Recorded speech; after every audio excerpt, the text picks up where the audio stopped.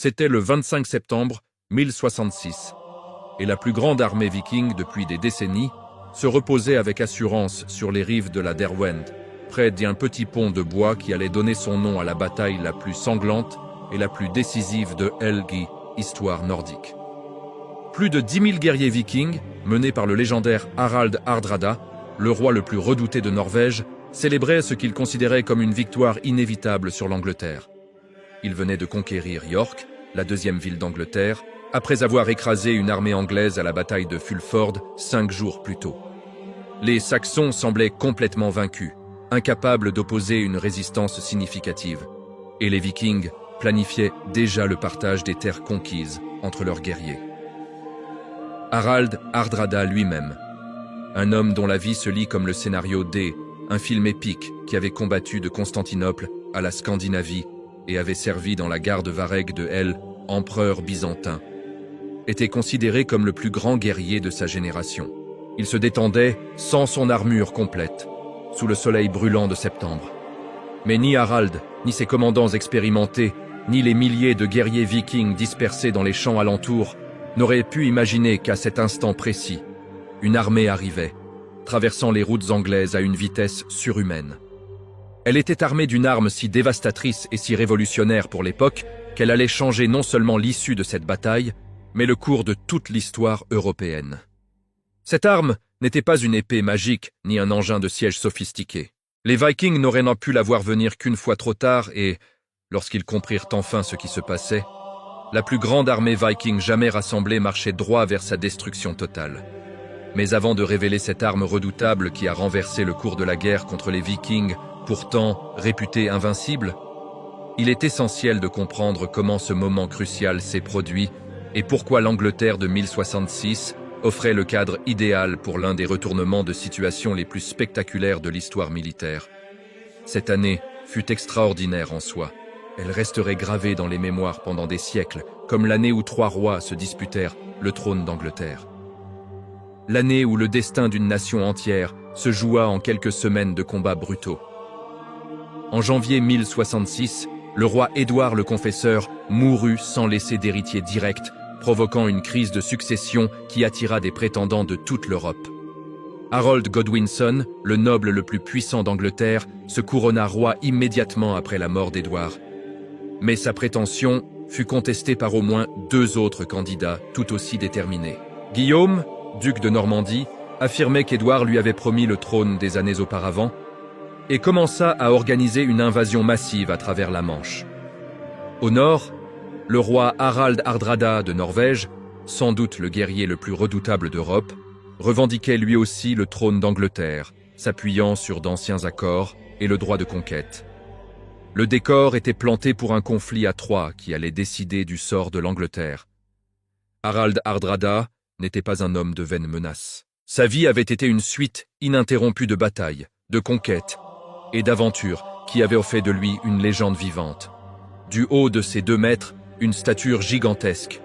Pour l'époque, il avait passé des années comme mercenaire d'élite dans la garde varègue de Constantinople, où il avait combattu lors de campagnes allant de la Sicile à la Terre Sainte. De retour en Norvège, riche et aguerri, il s'empara du trône par la force et consacra des décennies à consolider son pouvoir sur la Scandinavie. Lorsqu'il décida d'envahir l'Angleterre en 1066, il rassembla la plus grande flotte viking vue depuis des générations.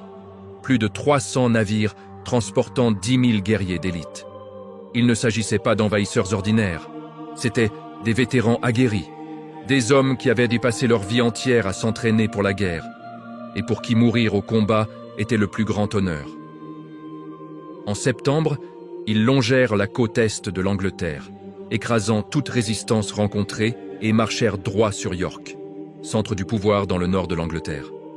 Le 20 septembre, lors de la bataille de Fulford, l'armée viking écrasa les forces des comtes anglais Edwin et Morcar, faisant des milliers de morts et dispersant les survivants.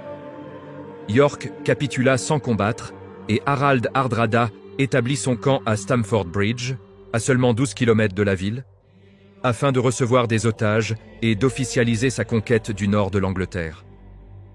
Tandis que les Vikings célébraient leur victoire au nord, le roi Harold Godwinson était confronté au plus grand dilemme de sa vie. Tout l'été, il avait maintenu son armée dans le sud de l'Angleterre, attendant l'invasion normande de Guillaume de Normandie. Mais si les vents freinaient l'avancée normande, les Vikings ravagèrent le nord. York était tombé. Fulford avait été perdu. Si Harold n'agissait pas immédiatement, l'Angleterre serait divisée à jamais. Contre toute logique militaire de l'époque, Harold prit une décision radicale. Il misa tout sur une arme secrète qu'il développait depuis des années, la mobilité. Il ordonna à son armée de parcourir près de 300 km à toute allure, un rythme jugé impossible pour toute force médiévale. Il ne s'agissait pas d'une arme nouvelle, ni d'une tactique de combat révolutionnaire, mais de quelque chose d'encore plus puissant, la logistique. Des routes restaurées, des approvisionnements positionnés et un noyau de soldats professionnels entraînés à marcher et à combattre sans perdre leur cohésion. Les Huscarls avancèrent jour et nuit, parcourant des distances que d'autres armées auraient mis des semaines à traverser. En seulement 4 jours, Harold mena une armée entière du sud de l'Angleterre jusqu'aux abords de Stamford Bridge sans que les Vikings ne s'en aperçoivent. Le 24 septembre, Harold se trouvait déjà à quelques kilomètres du camp viking. Il découvrit alors qu'Harald Hardrada avait divisé ses troupes et que de nombreux guerriers avaient laissé leurs armures sur les navires, trop confiants pour envisager une attaque. L'effet de surprise fut total. Harold décida d'attaquer immédiatement, avant que l'ennemi ne puisse réagir. Le matin du 25 septembre 1066, les Vikings s'éveillèrent, persuadés de recevoir des otages de York. À leur grande surprise, ils aperçurent à l'horizon une armée anglaise en ordre de bataille. À sa tête se trouvait Harold Godwinson en personne, un roi qui aurait dû se trouver à des centaines de kilomètres de là. Le choc fut brutal. Hardrada tenta d'organiser la défense à la hâte, mais la moitié de son armée était éloignée, et nombre de ses guerriers étaient mal équipés. Le seul obstacle entre les Saxons et le camp était un étroit pont de bois enjambant la Derwent. Là, un guerrier viking parvint à contenir l'avancée anglaise pendant de longues minutes, abattant homme après homme. Sa résistance deviendrait légendaire, mais elle ne suffirait pas. Une attaque improvisée depuis le dessous du pont le fit tomber, et l'armée saxonne déferla comme une avalanche. La bataille qui s'ensuivit fut féroce. Harold lança aussitôt ses troupes, ne laissant aucun temps aux Vikings pour se réorganiser. Au milieu du chaos, Harald Hardrada mena une contre-attaque désespérée, mais fut touché à la gorge par une flèche et s'effondra. Mort. Sa mort brisa le moral des Vikings. Son frère Tostig prit le commandement et refusa de se rendre, combattant jusqu'à la mort. Lorsque les renforts vikings arrivèrent enfin, il était trop tard. Épuisés par la marche, ils tentèrent une ultime attaque suicide, mais furent anéantis. À la fin de la journée, le champ de bataille de Stamford Bridge était jonché de cadavres. Des milliers de Vikings qui avaient débarqué en Angleterre, seule une infime partie parvint à regagner ses navires. La victoire d'Harold fut totale et dévastatrice. Il avait anéanti la plus grande armée viking depuis des décennies et mis un terme, sur le champ, à l'ère viking en Angleterre. Mais le prix à payer fut lourd. Son armée était épuisée, et alors arriva la nouvelle fatale. 3 jours plus tard, Guillaume de Normandie avait enfin débarqué dans le sud. Harold n'eut d'autre choix. Il ordonna une nouvelle marche forcée, cette fois vers le sud, pour affronter une menace encore plus grande.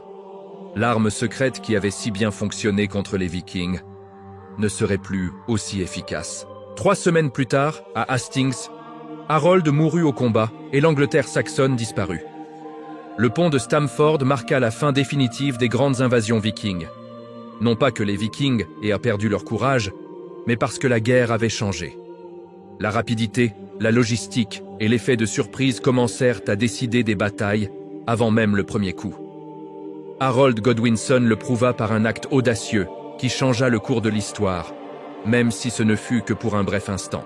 Mais Stamford Bridge n'était pas le seul exemple où la mobilité, la préparation et la surprise ont anéanti un ennemi considéré comme invincible.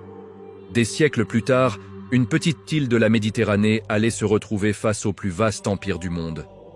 40 000 soldats ottomans contre seulement quelques centaines de défenseurs. Tous pensaient que Malte tomberait en quelques jours. Ce que personne n'imaginait, c'est que ces défenseurs avaient préparé une arme secrète, encore plus dévastatrice, capable de transformer la pierre, l'espace et la stratégie en une mort certaine pour une armée entière. Voici l'histoire du siège de Malte, et elle commence dans la vidéo suivante.